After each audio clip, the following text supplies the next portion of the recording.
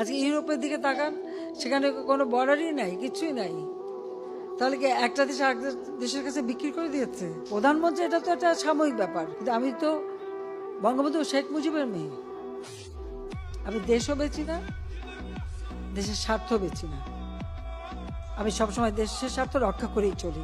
গর্ব করে তো বলেন যে আমরা স্বাধীন দেশে আছি, কিন্তু স্বাধীন দেশের অবস্থা দেখলে মন চায় মরে যাই গলায় দিয়া ফাঁসি।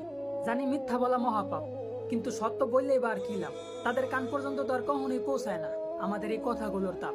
লক্ষ কোটি মানুষের জীবনের বিনিময়ে সোনার বাংলাদেশ স্বাধীন করলো, সেই দেশের মধ্য দিয়েই নাকি অন্য দেশের মানুষ যাতায়াতের রাস্তা করলো।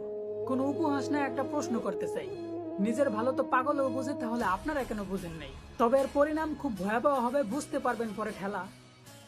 যখন আপনার জীবনেও অন্ধকার নাইমা আসবে, সেদিন ফুরায় যাবে ওই সুন্দর দিনের বেলা।